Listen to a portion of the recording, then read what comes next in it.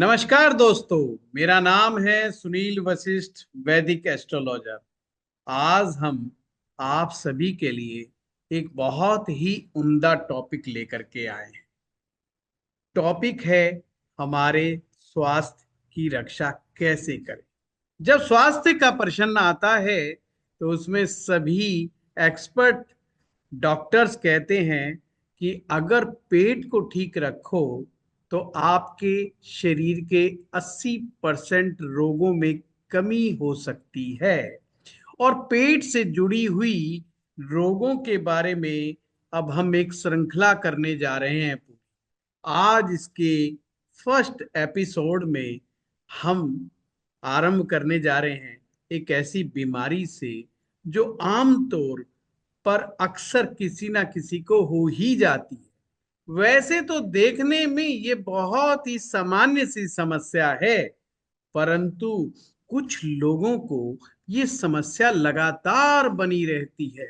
और जब भी कोई समस्या लगातार जीवन में बने रहे, वो चिंता का विषय हो सकती है। कभी कभी तो ये एसिडिटी की जिस समस्या के बारे में आज हम टॉपिक पर बात करने जा रहे हैं, ये इतना बुरा हाल कर देती है कि रात को नींद नहीं आने देती। जी हाँ, आपने ठीक सुना, मैं एसिडिटी की ही बात कर रहा हूं। कुछ लोग सामान्य भाषा में इसे तेजाब बनना भी कह देते हैं।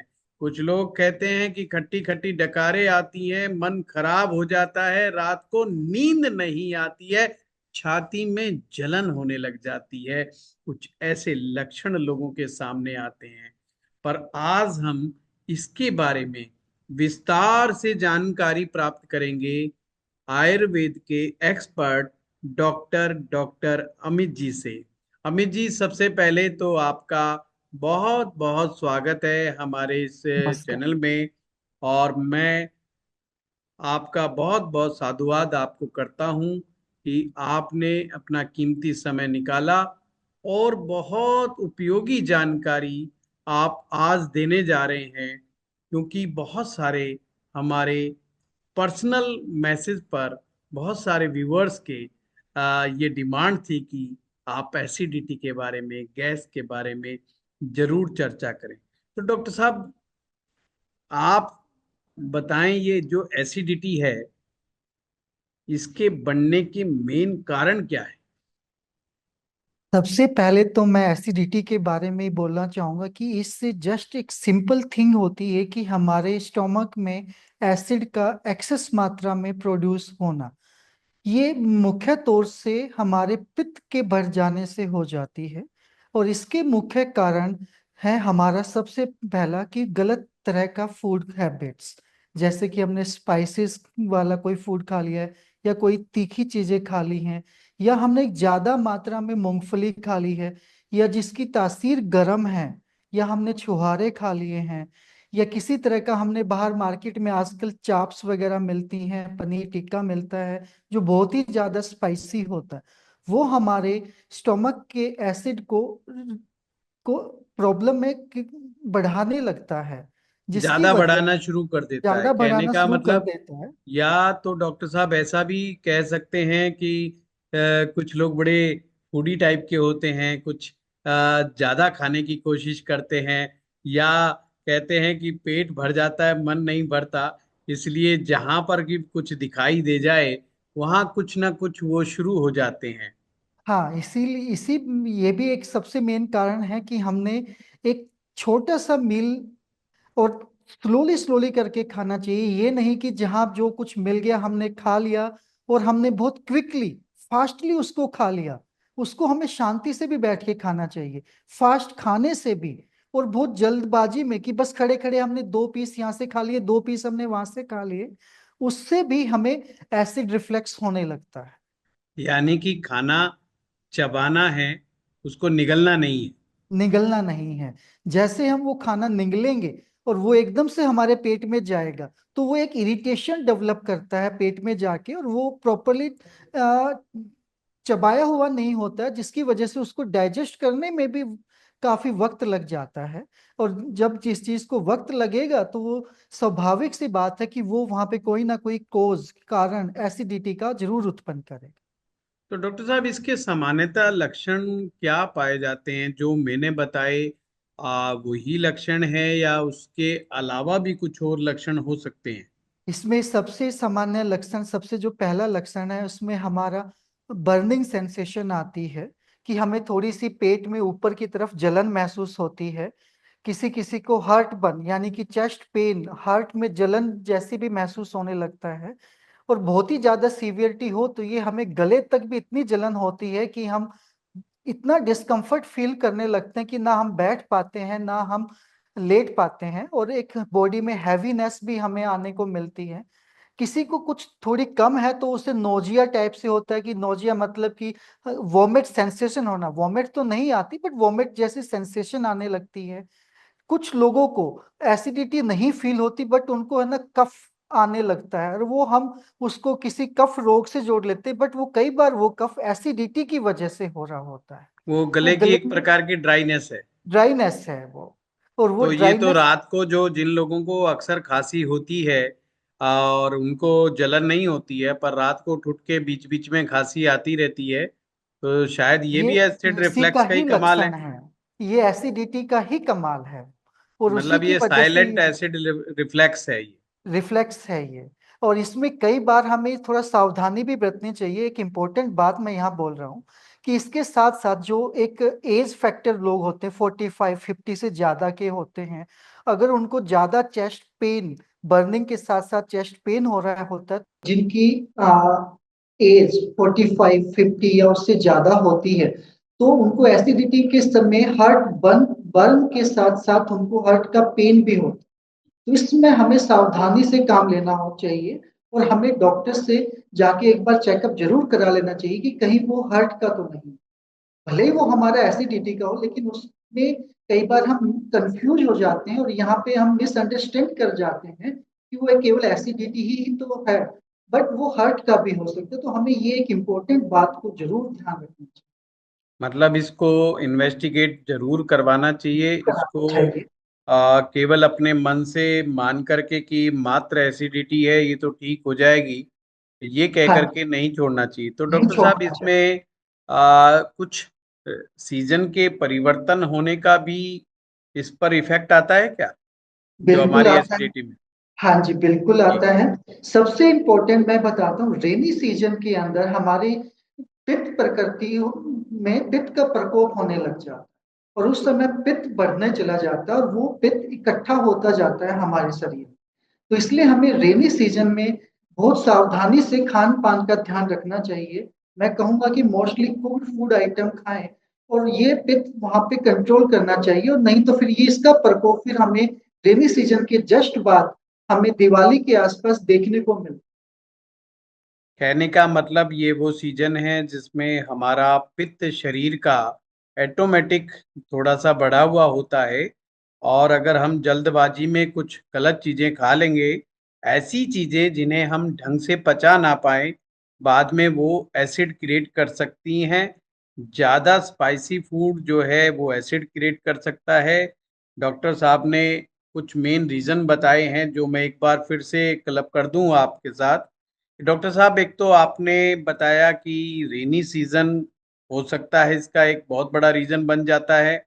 हाँ जी। दूसरा आपने बताया स्पाइसी फूड, फ्राइड खाना, जैसे बर्गर, छोले भटूरे या कोई भी एनी, अगर किसी को खाना भी है तो कभी कभी अपने घर का स्वास्थ्यकर बना हुआ भोजन लें और अपनी धर्म पत्नी से रिक्वेस्ट करें कि वो अच्छा अच्छा खाना बनाए, तो घर परिवार में भी खुशी का वातावरण रहेगा।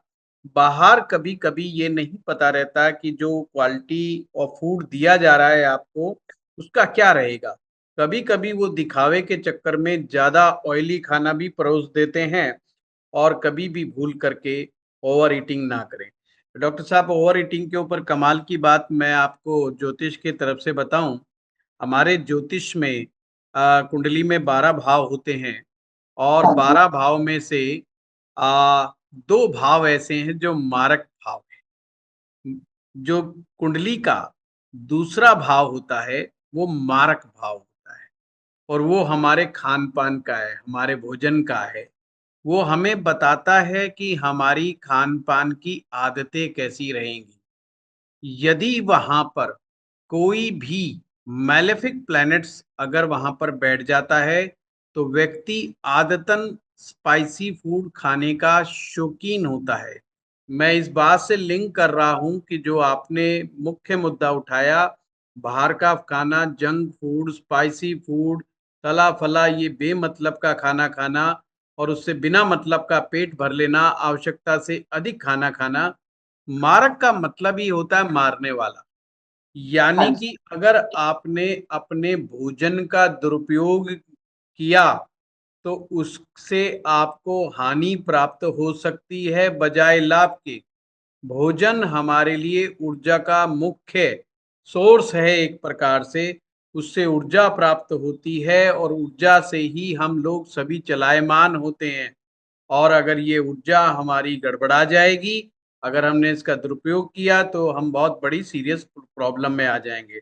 डॉक्टर साहब, आयुर्वेद में जिस प्रकार से इसका मुख्य रीजन आप पित्त दोष को मानते हैं, हमारे ज्योतिष में भी पित्त के लिए 3 ग्रह जिम्मेवार हैं। हाँ पहला जी। ग्रह है सूरज। सूरज हमारे शरीर में पॉजिटिव पित्त क्रिएट करता है, यानी कि ऐसा पित्त जो डाइजेशन के लिए बहुत बहुत आवश्यक है, जिसके बिना डाइजेशन प्रॉपरली हो ही नहीं सकता। और दूसरा ग्रह का नाम है मंगल। इस ग्रह का मकसद होता है, ये एक्सेसिव पित्त क्रिएट करता है।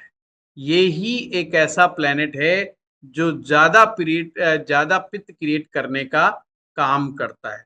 वैसे तो ज्योतिष में मंगल को लड़ाई झगड़े का, वाद विवाद का, बिना मतलब की बहसबाजी का, रिवेंजफुल रहने का, जीवन में मुकदमेबाजी का, चोट फेट का, मार पिटाई का, इन ग्रहों का कारक माना जाता है। परंतु अगर हम स्वभावगत चीजों को देखें तो इसका मुख्य संबंध हमारे क्रोध से है। तो अब मैं प्रश्न आपके ऊपर छोड़ूंगा कि इसका मुख्य संबंध मंगल का क्रोध से है। तो क्या हमारा मनोविज्ञान, क्या हमारा माइंडसेट, क्या हमारा चरित्र, क्या इसमें अपना एक रोल निभाता है डॉक्टर साहब, कि जो इस तरह का जो व्यक्ति होगा कि उसको एसिडिटी बढ़ने के चांस बढ़ जाते हैं ऑटोमेटिक? ये सबसे बिल्कुल आपने सही कहा कि जो ये क्रोध जो है, जो लोग ज्यादा जल्दी गुस्सा हो जाते हैं और जो बहुत जल्दी इरिटेट हो जाते हैं किसी बात को लेके, और कुछ इमोशनली बहुत जल्दी हो जाते हैं, इसका डायरेक्टली लिंक हमारे डाइजेस्टिव सिस्टम के ऊपर पड़ता है, जो हमारे सबसे पहले हमारे स्टोमक को अपसेट कर देता है। और जैसे ही स्टोमक अपसेट हुआ, अगर हमने फिर उसके बाद कुछ भी खाया तो उससे भी हमारा एसिडिटी या अदर चीजें, डिस्कम्फर्टनेस हमारी बॉडी में आने लगती। तो क्रोध की वजह से हमारी बॉडी में स्ट्रेस भी आ जाता है, थोड़ी एंजाइटी भी डेवलप होती है, और ये डायरेक्टली लिंक हमारे पेट से। और पेट को हम एक ये भी कह सकते हैं कि ये एक दूसरे तरह से एक छोटा मन कह सकते हो इसको, कि अगर हमारा पहला मन अगर क्रोधी है तो दूसरा मन में भी ऑटोमेटिक पित्त बढ़ जाएगा। क्रोध पित्त से संबंधित है, और जैसे ही पित्त बढ़ेगा तो हमारे लीवर में जो बाइल डक्ट है वो एक्स्ट्रा पित्त को प्रोड्यूस करने लगेगा, और जिसकी वजह से वो खाने के वो और ज्यादा दूषित करके और उसको और ज्यादा ओवर एक्टिंग करके एक हाइपर एसिडिटी तक भी डेवलप कर देते। इसका तो मतलब इस डॉक्टर साहब आपने जो कहा वो बिल्कुल करेक्ट मुझे लग रहा है, क्योंकि हमारे हिसाब से भी यही है कि ये सारा विचारों का खेल है। अगर हाँ हमारे विचारों में उग्रता होगी, अगर हमारे विचारों में किसी से बदला लेने की भावना होगी, अगर विचारों में ईर्ष्या की भावना होगी किसी के प्रति, तो ऑटोमेटिक हम लोग एसिडिटी क्रिएट करेंगे। करेंगे। या हम किसी से कंपटीशन बना लेंगे कि यार ये व्यक्ति मुझसे आगे नहीं निकलना चाहिए। और मेरे ख्याल से जब आदमी शाम को बैठता है तो उसके दिमाग में, जब उसके कंपटीटरों की फोटो उसके दिमाग में आती है, तो वो कहता है कहीं ये मेरे से आगे ना निकल जाए, इस बार इसका बिजनेस मुझसे ज्यादा ना सक्सेसफुल हो जाए। अब देखने में तो लग रहा है इसको कोई चिंता नहीं है, क्योंकि इसने पैसा भी अच्छा कमा रहा है, घर परिवार में कोई इसको तंग भी नहीं कर रहा है, कोई बीमारी भी नहीं है, कोई मुकदमा भी नहीं है। उसके बावजूद भी व्यक्ति एसिडिटी जैसी सीवियर प्रॉब्लम का भी ये शिकार हो जाता है, और लंबे समय तक उन्हें जो है पेंटाप्रोजोल और इस तरह की एलोपैथिक दवाइयों पर या आयुर्वेदिक दवाइयों का सहारा लेना पड़ता है। उस पर भी हम लोग चर्चा करेंगे। डॉक्टर साहब, एक और मैं आपको बताऊंगा कि कुंडली के अंदर हमारा जो पंचम भाव है वो पूरा उदर है, पर जब एसिडिटी की बात आती है तो इसमें हम दो भाव को मुख्य रूप से देखते हैं। पहला है छठा भाव और दूसरा है सप्तम भाव। छठा भाव का कारक ग्रह जो होता है वो मंगल होता है और शनि ग्रह, यानी सिक्स्थ हाउस के सिग्निफिकेटर दो प्लेनेट हैं, एक मंगल है, एक शनि है। मंगल की कारगुजारियों के बारे में तो आपको बताया। मंगल का काम है हमें ऊर्जा देना, हमें एनर्जी देना, एनर्जी किसी भी चीज से फाइट करने की, किसी भी एक्शन को करने की। पर वहीं पर ये एनर्जी अगर मिसमैच हो गई, कहने का मतलब यदि मंगल ग्रह किसी व्यक्ति का नीच राशि में चला जाए, मंगल राहु के साथ आ जाए, मंगल केतु के साथ हो जाए, मंगल वक्री हो जाए, मंगल अन्य पाप ग्रहों के साथ हो जाए, या मंगल किसी भी कारण से कमजोर हो जाए, अस्त हो जाए, ये हमारे मंगल की एनर्जी को मिसमैच कर देते हैं, और जिसके कारण ये पित्त या तो बहुत ज्यादा हो जाएगा या बहुत कम हो जाएगा। दोनों ही स्टेज के अंदर उसको बेचैनी परेशानियां का सामना करना पड़ता है। दूसरा, शनि का मकसद होता है हर एक्शन को, हर रिएक्शन को, उसकी स्पीड को कम करना। तो भोजन पचने की प्रक्रिया को वो स्लो कर देता है, जिसकी वजह वो भी मुझे लगता है एक रीजन हो सकता है। दूसरा है सप्तम भाव। सप्तम भाव बड़ा मजेदार है, क्योंकि ये विवाह का भाव है, पत्नी का भाव है ये। हाँ जी। यानी कि अगर मैरिज लाइफ अच्छी नहीं है, पत्नी, व्यक्ति अंदर से महसूस करता है कि यार मुझे मेरी पत्नी से जो समर्थन मिलना चाहिए, जो मुझे सपोर्ट मिलना चाहिए, या जो मुझे इमोशनल बॉन्डिंग मेरे को मुझे वाइफ से मिलनी चाहिए, वो नहीं मिल रही, वो कहीं लैकिंग है, तो भी एसिडिटी की समस्या उनको बार बार इन चीजों का सामना करना पड़ता है। कभी मैं कभी यहाँ तो कमाल की बात बताऊं डॉक्टर साहब, हमारे ज्योतिष में जैसे आपके आयुर्वेद में किस्से बहुत होते हैं। नित्य इतने आपके तो इतने पेशेंट्स आते हैं आपके पास, तो आपको फुर्सत नहीं मिलती है, मैं जानता हूं। पर एक मैं भी आपको बताऊं, कई बार क्या होता है, मैरिज लाइफ देखने में बहुत अच्छी होती है, सब ठीक ठाक सा चल रहा होता है, सब चंगा चल रहा होता है, बट हाँ जी। व्यक्ति ने जवानी में ख्वाब पाला था कि मुझे ऐसी लड़की चाहिए, हाँ जी। काश ये ऐसी होता है। मिलती तो ऐसा होता, वैसी मिलती तो वैसा होता। वो उस उधेड़ बुन में जो आपने मन की बात करी, कि जब हमारा मन दुखी तो पेट दुखी। तो मन हाँ क्यों दुखी? क्योंकि मन चाहता है कि उसके अनुकूल मिले। मन हमेशा जितना उसको मिल जाए उससे ज्यादा की डिमांड करता रहता है, और ये मन खुश होना बड़ा मुश्किल है जब तक हम मन को नहीं समझते। इसीलिए अक्सर रोजमर्रा के जीवन में हमारा पेट फंस जाता है, हमारे को पेट से रिलेटेड दिक्कतें बहुत आती हैं। तो ये जो शुक्र ग्रह है, अगर व्यक्ति का, क्योंकि सप्तम भाव का संबंध विवाह से है, और सप्तम भाव का मालिक ग्रह जो होता है वो शुक्र होता है। शुक्र रिलेशनशिप का सबसे बड़ा प्लैनेट, शुक्र को हाँ जी। पत्नी भी कहा जाता है। अगर वो कुंडली में किसी भी कारण से डिस्टर्ब हो जाए, शुक्र नीच का हो, शुक्र सूरज के साथ बैठ जाए, मंगल के साथ बैठ जाए, राहु के साथ बैठ जाए, केतु के साथ बैठ जाए, अस्त हो जाए, वक्री हो जाए, कुंडली के छठे भाव में, सातवें भाव में, आठवें भाव में बैठ जाए, ये सब कमजोर स्थितियों को ही दिखाता है शुक्र की। और यहाँ पर कमजोर होने से एसिडिटी की समस्या हमारे हिसाब से बहुत ज्यादा बढ़ सकती है। तो जिन लोगों को भी एसिडिटी की समस्या आ रही है, डॉक्टर साहब को तो जाने नहीं देंगे। आज डॉक्टर साहब को हम पकड़ करके पूरा पूछेंगे कि दवाइयों का सहारा कब लें, ना लें, या लाइफस्टाइल में चेंज करके कुछ फायदा कर लें। परंतु जो लोग वह ज्योतिष का भी सहारा लेना चाहते हैं तो उनको ये दो ग्रहों को बड़ा अच्छे से समझना होगा, खास करके एक मंगल ग्रह को और एक शुक्र ग्रह को। मंगल ग्रह कहता है कि मेहनत करो, यानी एक्सरसाइज करो, स्ट्रेंथ ट्रेनिंग करो, या सिंपल वॉकिंग करो, कुछ भी करो, मतलब हिलते डुलते रहो। खाली एक जगह बैठने से काम नहीं चलेगा, नहीं तो मंगल ग्रह हमारा बहुत अच्छे से काम नहीं करता है। जो लोग एक्सरसाइज करते हैं, योगा करते हैं, योगा भी मंगल के अंडर में आ जाता है, प्राणायाम भी मंगल के अंडर में आ जाता है।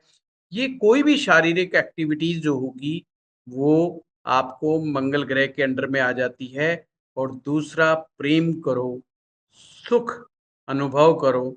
अब वो चाहे सुख प्राणायाम के माध्यम से हो, भगवान का नाम लेने के माध्यम से हो, या अपने विचारों के अंदर शुद्धि ला करके हो, या अपने विचारों को स्वच्छ बना करके हो, या शुक्र ग्रह के उपाय करके। तो मित्रों, मंगल ग्रह और शुक्र ग्रह, इन दो ग्रहों को के अगर हम ज्योतिषीय उपाय करते हैं तो इसमें हमें बहुत रिलीफ मिल सकता है। ये हमने प्रोग्राम इसलिए शुरू किया है कि ज्योतिष का भी लाभ उन लोगों को मिले, और आयुर्वेद का भी पूरा लाभ प्राप्त हो।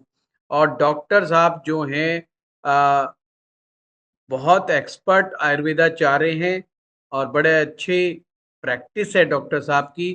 तो डॉक्टर साहब का अनुभव बहुत अच्छा है। तो डॉक्टर साहब ये बताएं, क्या हम कोई लाइफस्टाइल में सुधार करके एसिडिटी में कुछ चेंजेस किया जा सकता है?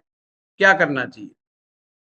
सबसे जरूरी तो अभी हमने जो बात की कि मन को शांत रखना और उसके शुद्ध विचार आना, यानी कि हमारे अंदर एक जेलस भावना को खत्म करके और हमें एक सिस्टमेटिकली हमें अपनी लाइफस्टाइल को फॉलो करना चाहिए कि हमें सुबह थोड़ा सा, जिन लोगों को एसिडिटी होती है वो थोड़ा सुबह जल्दी उठें और समय से वो अपना खाना खा ले। और उन लोगों को सबसे इम्पोर्टेंट है कि वो छोटा मील ले, थोड़ा खाएं एक समय में, और उसके बाद उसको बिल्कुल शांति से एक इत्मीनान से बैठ के उसको खाना है, स्लोली स्लोली।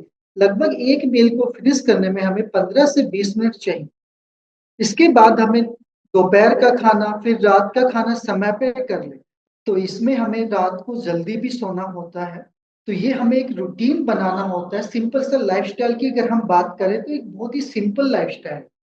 फिर इसके बाद हमारा होता है जो सबसे इम्पोर्टेंट काम करता है इसके अंदर, एसिडिटी के अंदर, कि वो है हमारी डाइट। हमें जब भी एसिडिटी होती है तो हमें उन चीजों को, कारण जो कारण है उनको छोड़ना होता है और उसकी जगह पे हमें कुछ दूसरी चीजों को हमें अपने खाने में जोड़ना हो। जैसे कि हमें स्पाइसी फूड, या जो हमारे काफी सारे जिसमें हमारा एसिडिक डेवलप करता है, हम सबके अभी हम नाम भी बताएंगे आपको। जैसे कि एसिडिक फूड में आपका कच्चा प्याज हो गया, आपका कच्चा टमाटर हो गया, आप जो कच्चा लहसुन खाते हैं, ये बहुत ही एसिडिटी डेवलप करता है।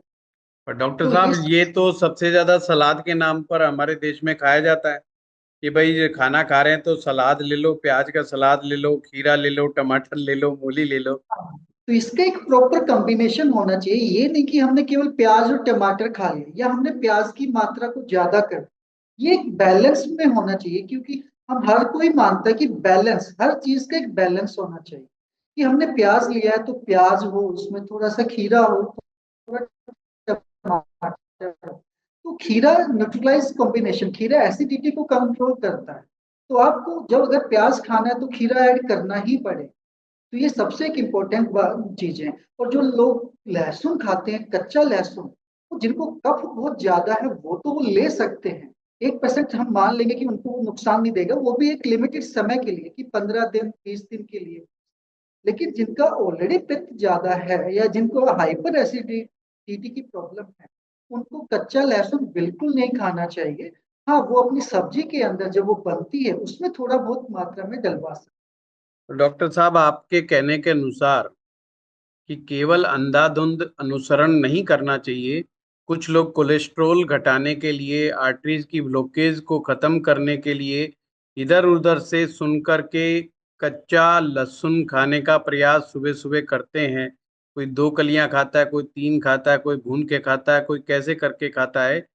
मैं आप सभी दर्शकों से कहूंगा, आयुर्वेद और ज्योतिष निहायत ही पर्सनलाइज्ड विज्ञान है। ये जनरलाइज सब्जेक्ट नहीं है, पर्सनलाइज्ड है। कोई भी डाइट लेने से पहले, कोई भी दिनचर्या आरंभ करने से पहले आप डॉक्टर साहब से जरूर सलाह लें। अपने कोई पड़ोस के वैद्य से जरूर मिलें, किसी अच्छे एक्सपर्ट आयुर्वेदाचार्य से मिलें या हेल्थ कंसल्टेंट से जरूर मिलें। ऐसे ही केवल आप ये शुरू ना कर लें। कोई लौंग शुरू कर लेता है, कोई इलायची शुरू कर लेता है, कोई कुछ भी शुरू कर लेता है। सबसे पहले अपने शरीर की प्रकृति को पहचान करवाएं। ये एक अच्छा आयुर्वेदाचार्य ही आपको बता सकता है कि आपकी शरीर की प्रकृति क्या है और मौसम के अनुसार आपको क्या डाइट फॉलो करना चाहिए। जी डॉक्टर साहब, मैंने ठीक कहा? बिल्कुल आपने सही कहा। जो आजकल सोशल मीडिया पे या कई अदर आइटम्स पे हम कुछ भी सुन लेते हैं और हम सीधा उसका पालन करना शुरू कर देते हैं बिना अपनी प्रकृति को जाने, वो ही हम सबसे ज्यादा अपनी बीमारी का कारण बनते चले जाते हैं। हम एक प्रॉपर एक्सपर्ट से सलाह लेके और अपनी प्रकृति की जांच करवा के उसके अकॉर्डिंग अगर हमने अभी बताया कि कफ प्रकृति वाला कच्चा लहसुन खा सकता है, लेकिन कुछ समय के लिए, कि वो 15 दिन 20 दिन के लिए खा सकता है। तो यही चीजें हमें पित्त प्रकृति वाले में नहीं करनी। इसके अलावा हमारे पास बहुत से और भी कारण है, जैसे कि हमने मार्केट में फ्रेंच फ्राइज खा ली या फिर हमने मूंगफली की सेवन ज्यादा कर लिया। और एक और आजकल चल रहा है कि चिया सीड, फ्लैक्स सीड्स का जो है हाँ। वो प्रकृति वाले भी लोग कर सकते हैं वो चीजें। लेकिन फिर प्रकृति वाला अगर फ्लैक्स सीड या चिया सीड लेगा तो उसका तो पित्त और बढ़ जाएगा। भले ही हम्म। तो आजकल एक चीज और चल रही है कि भिगो के खा लीजिए, कि अखरोट भिगो के खा लिया आपने, चिया डॉक्टर सीड। साहब, हमारे देश में मार्केटिंग गिमिक कितना चल रहा है और नई नई चीजें जो आज से 30 साल पहले, 40 साल पहले हम लोगों ने जिनका नाम नहीं, जिन चीजों का नाम नहीं सुना था, वो मार्केट में आ गई। अब ये हाँ जी। चिया सीड, मैं तो सच बताऊं, मैं झूठ नहीं बोलूंगा, मैंने तो अभी 7-8 साल पहले ही नाम सुना है इसका। उसको अचानक से सुपर फूड के रूप में ये आ गया। अब या तो हो सकता था कि हमारी अप्रोच सिया सीड तक ना होती हो, या हमने वास्तव सुना ही नहीं, हमने तो बचपन में कभी कि सिया सीड क्या होता है। आज भी अगर हम अपने पिताजी को और अपने बड़े बुजुर्गों को कहें कि ये चिया सीड्स आते हैं, तो कहेंगे ये है क्या चीज। देखिए ये आजकल नया ट्रेंड चला हुआ है कि सीड्स खाने हैं हमें, पंपकिन सीड खाना है हमें, सनफ्लावर सीड खाना है हमें, मस्क मेलन सीड्स खाना है। उसी के चलते ये सब चीजें आई है। वैसे तो ये हेल्थ के लिए अच्छी होती है, लेकिन हम्म। ये इसका भी एक समय होता है कि हमने सर्दियों में चिया सीड खा रही हैं या फ्लेक्स सीड खा रहे हैं, तो सर्दी में हम उसका सेवन कर सकते हैं, वो भी भिगो के। या हमने जैसे कि तिल के लड्डू हो जाते हैं या हमने चुलाई के लड्डू हैं, वो अक्सर हमें सीजन में खाने हो। ये नहीं कि आप उसको मई और जून के, जब पूरी ज्यादा से समर सीजन होता है उस समय हम उसको सेवन करेंगे तो जाहिर सी बात है वो पित्त यानी कि एसिडिटी जरूर बढ़े। अब डॉक्टर साहब, किसी के मान लो ग्रह खराब हो ही जाए, अब हाँ वो जी। ग्रह दिखाने भी नहीं गया और ग्रह उसके बेचारे के गड़बड़ बैठे हैं, बचपन से समझ लो, बाय बर्थ समझ लो, उसके ग्रह गड़बड़ बैठे ही हैं। तो वैसे व्यक्ति को तो बेचारे को ध्यान रखते रखते भी कुछ ना कुछ गड़बड़ हो ही जाती है। तो ऐसे में हाँ जी। उनको कौन सी आप दवाइयां सजेस्ट करोगे जो जिनका वो उपयोग कर सकता है? फिर भी मैं कहूंगा, विशेष रूप से एक बार और प्रार्थना करूंगा दर्शकों से, डॉक्टर साहब दवा जरूर बताएंगे, बट परंतु मैं फिर से कहूंगा कि आपको दवा लेने से पहले भी एक बार सलाह जरूर लेनी चाहिए।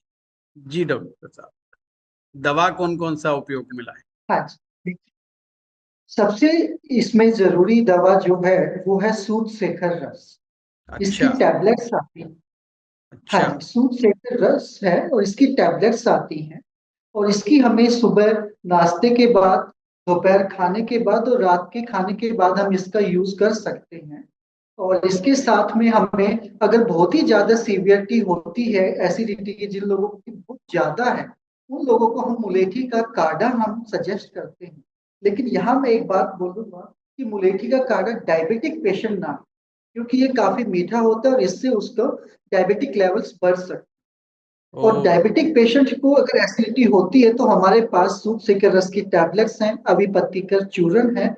अभिपत्तिकर चूर्ण को हम नारियल पानी के साथ में इस्तेमाल करते हैं, तो वो हमें हाइपर से हाइपर एसिडिटी को कंट्रोल करने में मदद।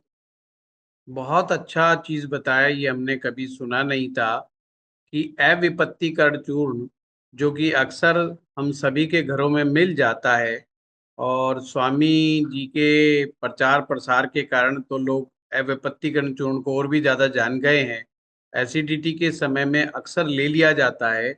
आपने बड़े काम की बात बताई कि अगर एसिडिटी बहुत ज्यादा बढ़ी हुई है तो हम अविपत्तिकरण चूर्ण को शुद्ध नारियल पानी के साथ, अब शुद्ध नारियल पानी मैंने क्यों बोला, अशुद्ध नहीं कुछ होता, पर एक पैकेट बंद आता है, बोतल में आता है, हम उसकी बात नहीं कर रहे, हम प्रॉपर जो हमें प्रकृति ने दिया है उस नारियल की बात कर रहे हैं। उस नारियल से डायरेक्ट पानी लेकर के अविपत्तिकरण चूर्ण के को लीजिए, उसका उपयोग कीजिए, तो आपकी हाइपर एसिडिटी कम हो जाएगी। तो डॉक्टर साहब, कभी कभी क्या होता है, ये एसिडिटी के साथ साथ गैस भी बन रही होती है, तो उसमें कौन सी दवाई काम आए? एसिडिटी के साथ साथ अगर गैस बन रही होती है तो हम एक बहुत अच्छी औषधि आयुर्वेद में आती है जिसका नाम है महासंत। ये हमारी एसिडिटी को कंट्रोल करने के साथ साथ हमारे डाइजेस्टिव सिस्टम को भी रेगुलेट करती है। हमारे लीवर के लिए भी ये हेल्पफुल है, हमारी किडनी के लिए भी हेल्पफुल है, और हमारे इंटेस्टाइन छोटी हो या बड़ी हो दोनों के लिए बहुत ही हेल्पफुल है। और ये इस गोली को भी हम इनके साथ मिला के इस्तेमाल कर सकते हैं, और इससे हमारा गैस बनना, कॉन्स्टिपेशन बन भी नहीं होता। तो डॉक्टर साहब, अक्सर कहा जाता है कि जो महासंकवटी होती है शायद इनमें कोई पारा होता है, या कुछ आयुर्वेदिक दवाइयों के बारे में अक्सर हमने कहते हुए सुना है कि भाई इसमें हैवी मेटल्स होते हैं। ये नहीं कह रहा, मुझे नहीं मालूम कि महासंकवटी में क्या होता है, बट मैं अक्सर कह रहा हूँ कि अक्सर पारे के नाम पर या कुछ हैवी मेटल्स के नाम पर कहा जाता है कि ये आयुर्वेदिक दवाइयाँ बहुत गर्म होती हैं और ये गड़बड़ भी कर सकती हैं। तो इसमें महासंकवटी के बारे में क्या कहेंगे आप? देखिए, सबसे जरूरी तो मैं ये एक मिथ हटा देना चाहता हूँ जो आयुर्वेद के बारे में लोग बोलते हैं कि ये दवाइयाँ गर्म होती हैं। अभी तो हमने बात की थी कि हाइपर एसिडिटी की, जो पित्त की बढ़ने की वजह से बनता है। अगर हम गर्म दवाइयाँ यहाँ पे इस्तेमाल करेंगे तो पित्त और बढ़ जाएगा।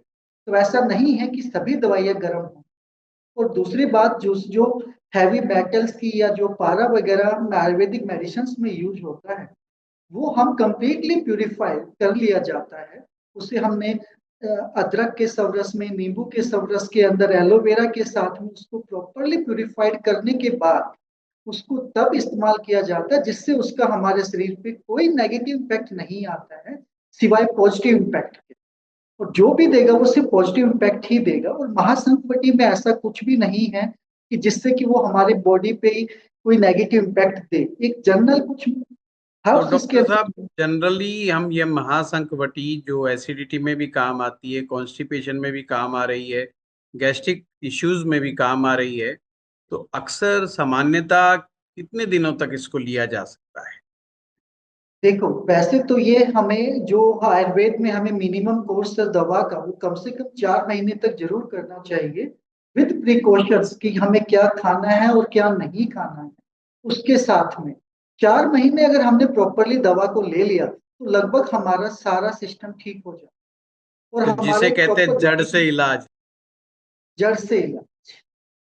बहुत बढ़िया आपने ये बात कही। प्रिकॉशन के साथ में है, ऐसा नहीं कि आप 4 महीने इलाज किया और फिर आके फिर छोले भटूरे स्टार्ट कर दिए आपने और वो फिर प्रॉब्लम स्टार्ट हो गई।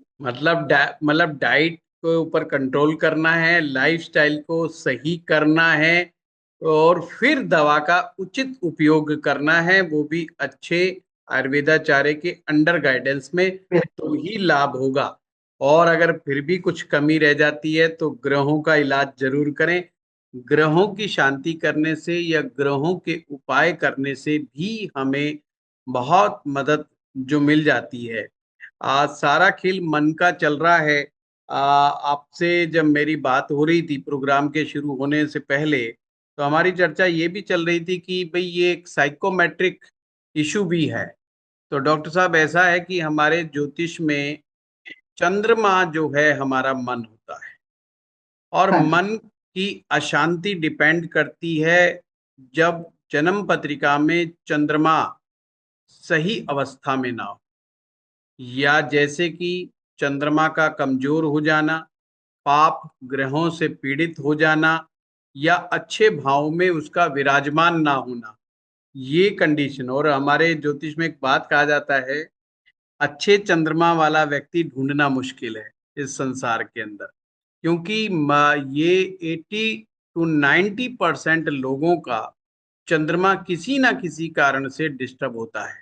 इसलिए हमारा चित्त जो है, हमारा जो मन है, कभी हताश है, कभी निराश है, कभी उदास है, कभी कुछ ना कुछ, मन की स्थिति घड़ी घड़ी बदलती ही रहती है। और सुबह मूड अच्छा होता है, शाम तक कोई भरोसा नहीं कि क्या हो क्या ना हो। तो मित्रों, कई बार कुछ लोगों ऐसे जरूर होंगे जो कहेंगे डॉक्टर साहब जो बातें बता रहे हैं उनमें से तो डॉक्टर साहब हम सब चीज कर रहे हैं, हम बाहर का तो बिल्कुल ही नहीं खाते हैं, बाहर की तरफ तो हम देखते भी नहीं है, हम तो शुद्ध और बहुत ही सिंपल खाना खाते हैं, हम तो कोई भी किसी प्रकार का एसिडिक फूड भी नहीं खा रहे हैं, और कुछ गड़बड़ियां भी नहीं कर रहे हैं, और हमारा किसी से झगड़ा भी नहीं है। फिर भी उसके बावजूद भी जो परेशानी हो जाती है, तो उस परेशानी का ये मेन कारण है वो चंद्रमा है। चंद्रमा हमारे को साइकोलॉजिकल रिलेटेड इश्यूज देता है। जब भी हम एकांत में बैठते हैं, हमें लगता है अब हम शांत बैठे हैं, बस खेल वहीं से शुरू होता है। हम जहां हाँ शांत बैठे, वहीं पर मन, अपने मन के जो घोड़े हैं वो कहाँ कहाँ चले जाएंगे। व्यक्ति अपने मन में खुद ही एक सिचुएशन क्रिएट करेगा, और सिचुएशन वो अच्छी तो क्रिएट करता नहीं, नेगेटिव क्रिएट करेगा। अगर मुझे ये हुआ तो फिर क्या होगा, ऐसा हो गया तो फिर क्या होगा, वो हो गया तो क्या होगा, इस बार मेरा 1 करोड़ रुपया नहीं बना तो फिर क्या होगा। पता नहीं, खुद ही सिचुएशन, और उसमें वो सॉल्यूशन की बजाय चिंताएं ढूंढता है। और जब वो पूरे निष्कर्ष पर पहुंचता है बहुत दिमाग लगा करके, उसके हाथ में हताशा आ जाती है, और वो कहता है अरे बाप रे, मर गए तो बेड़ा गर्क हो गया, तो हो गया। अब बैठे बैठे बंदे का मूड डिस्टर्ब, ना पत्नी को पता चल रहा है कि ये सोफे पे बैठा हुआ क्या होता है, ना बच्चों को पता चल रहा है, ना पड़ोसी को पता चल रहा है, ना मित्र को पता चल रहा कि बंदे को क्या हो गया। अचानक से अच्छे से बात कर रहा था, अचानक से मन डिस्टर्ब हो गया। तो चंद्रमा जो है, ये भी एक बहुत बड़ा मेजर कोज होता है इस तरह की समस्याओं के लिए। तो डॉक्टर साहब, साइकोमेट्रिक के बारे में आपने बड़ा अच्छा बताया। आपको एक्सप्लेन करना था, मैंने ही एक्सप्लेन कर दिया। ये प्रोग्राम से पहले डॉक्टर साहब ने मुझे एक्सप्लेन किया था कि ये साइकोमेट्रिक इशू भी होता है। कुछ लोग तरह तरह की बातें दिमाग में बिठा के बैठे हुए होते हैं कि ऐसा होगा वैसा होगा, या मैं लंबा नहीं जी पाऊंगा, मैं तो अभी 40 साल का हूँ, मैं तो 60 का भी नहीं होऊंगा, या पता नहीं 42वां भी पूरा करूंगा कि नहीं करूंगा, पता नहीं कुछ कुछ कुछ कुछ, मेरी वाइफ मुझसे तलाक तो नहीं ले लेगी, मेरे बच्चे कहना नहीं मानेंगे, मेरे बच्चे मेरा साथ नहीं देंगे, पता नहीं कौन कौन से थॉट्स के से इंसान गुजर रहा होता है। चंद्र को शांत करने के लिए बहुत अच्छा है मून मेडिटेशन, यानी कि चंद्र ध्यान। चंद्र ध्यान करने से मन के अंदर शीतलता का अनुभव होता है। उससे भी ज्यादा इमीडिएट रिजल्ट चाहिए तो प्राणायाम। प्राणायाम में भी आपका अनुलोम विलोम, नाड़ी शोधन, और भ्रामरी प्राणायाम, ये 2-3 प्राणायाम इतने मिरेकल्स हैं। ये बात मैं अब मेरे अनुभव से बता रहा हूँ, कि जो ये प्राणायाम है, ये जैसे ही आप करते हो, और ज्यादा समय नहीं लगाना आपको, मात्र 10 से 15 मिनट भी आप करते हैं, इवन आज ही आप करके देखिए, मात्र 10 मिनट अनुलोम विलोम करके देखिए। जब आप अनुलोम विलोम करके आराम से हटेंगे तो एकदम मन शांत चित, मन जाएगा ही नहीं निराशा की तरफ, मन जाएगा ही नहीं उदासी की तरफ। जो थॉट्स आएगा आपके दिमाग में, वो थॉट्स भी पॉजिटिव ही आएगा, नेगेटिव थॉट्स ही नहीं आएगा। तो एसिडिटी का इलाज करने का ये भी एक तरीका हो सकता है कि हम कोई ऐसा जो हमारे पास टूल है, उस टूल का उपयोग करके हम इसको एसिडिटी को रोकें। और फिर भी भैया नहीं रुके, हरियाणा में कहा जाता है भाई नहीं रुक रहा, नहीं हो रहा, तो डॉक्टर साहब ने दवाई बताई, सूत सेकर रस बताया है, विपत्तिकरण चूर्ण बताया है, महाशंखवटी बताई है, और कुछ विशेष परिस्थितियों में मुलेठी क्वाथ भी बताया है। पर डायबिटिक पेशेंट को थोड़ा सा सोच विचार करके और डॉक्टर साहब की सलाह से ही मुलेठी क्वाथ या मुलेठी का किसी भी प्रोडक्ट का उपयोग करना चाहिए। तो डॉक्टर साहब एक और बात बताओ, आज आपको छोड़ने वाले नहीं हम लोग।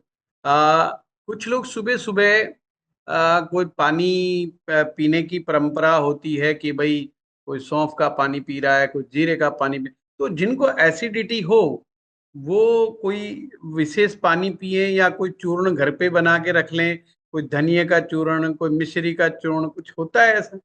बिल्कुल होता है। जिनको एसिडिटी ज्यादा होती है उनको सबसे जरूरी है सौंफ का इस्तेमाल करना।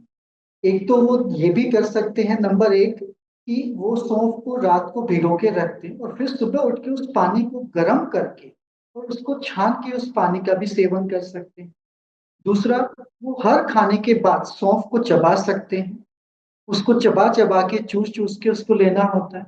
इसके अलावा हम धनिया को भी भिगो के रात को रख सकते हैं, उसके सुबह उसको पानी पी सकते हैं। तो डॉक्टर साहब ये आप साबुत धनिए की बात कर रहे हो या हरे वाले धनिए की?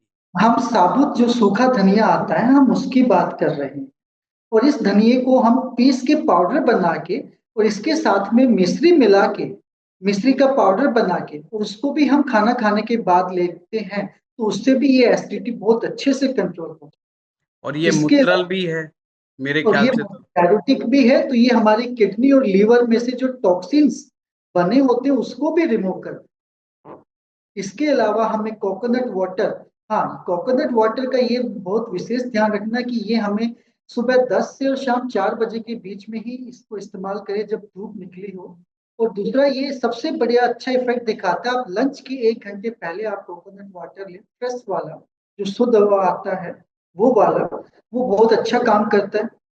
गाजर का जूस इसमें बहुत अच्छे से काम करता है, लेकिन उसमें ये नहीं कि आपने आंवला डलवा लिया, आपने चुकंदर डलवा लिया या आपने कुछ और खट्टी चीजें या पुदीना डलवा लिया। केवल प्योर गाजर का जूस एसिडिटी में बहुत लाभदायक हो।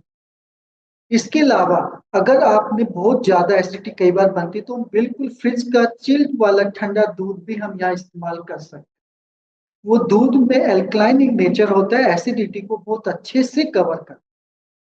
या कई बार हमें कुछ, मान लो कि हमने बाहर खा ही लिया, कहीं हम गए हुए थे और हमें खाना पड़ा, तो हमें ये ध्यान रखना है कि हमने आज कुछ गलत खा लिया है और इससे हमारा पेट डिस्टर्ब ना हो। उसके लिए पहले ही आप या तो सौंफ चबा सकते हैं। सौंफ इजिली हमें कहीं पे भी मार्केट में अवेलेबल हो जाए। 1 गिलास गुनगुना पानी हम उसके साथ ले सकते हैं ताकि सौंफ हमारे डाइजेशन को, गैस्ट्रिक को और एसिडिटी को प्रॉपरली न्यूट्रलाइज करके और बैलेंस करके हमारे जो भी हमने कुछ खा लिया है ऐसा बाहर का, उसको प्रॉपरली डाइजेस्ट कर, तो डॉक्टर साहब जिससे हम इसमें आसन भी और बता देते तो बहुत अच्छा रहता। आपने दवाई हम तो बता दी और बहुत सारे प्रिकॉशंस भी आज हमने बताए। आर दर्शकों को जिनको भी एसिडिटी होगी, निश्चित रूप से ये प्रोग्राम देख करके बड़ी राहत मिलेगी। बिल्कुल, इसमें हमारा जैसे कि प्राणायाम के बारे में तो आपने बताया ही है, इसमें योगासन के हम जो बात करें तो उसमें हमारा सबसे जरूरी होता है पवन मुक्तासन।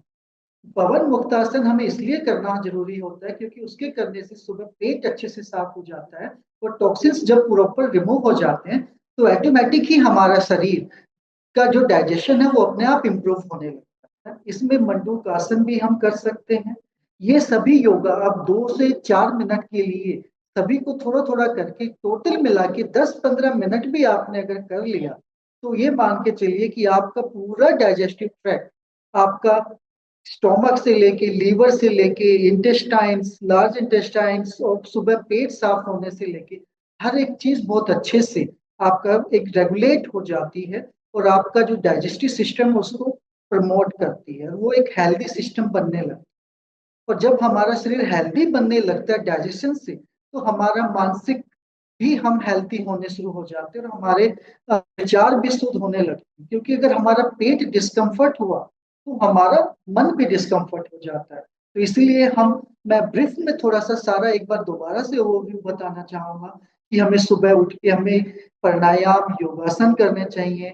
हमें उन डाइट को फॉलो करना चाहिए कि हमने ज्यादा स्पाइसी या ज्यादा तला हुआ या बाहर का नहीं खाना चाहिए। और हमें डाइट में सौंफ, सूखा धनिया का या धनिया का पाउडर, मिश्री मिला के, गाजर का जूस या इन चीजों का इस्तेमाल करना चाहिए।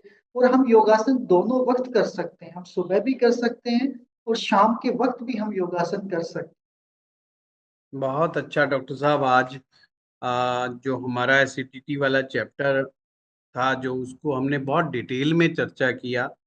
मैं हाँ जी। आपका बहुत बहुत धन्यवाद करूंगा। एस्ट्रो पाठशाला की तरफ से आपको बहुत बहुत साधुवाद कि आपने अपने कीमती समय का उपयोग किया और हमारे दर्शकों के लिए, एस्ट्रो पाठशाला के सभी दर्शकों के लिए, चैनल देखने वालों के लिए आप बहुत ही उपयोगी जानकारी आपने दी। आ, मैं आपका बहुत बहुत धन्यवाद करता हूँ।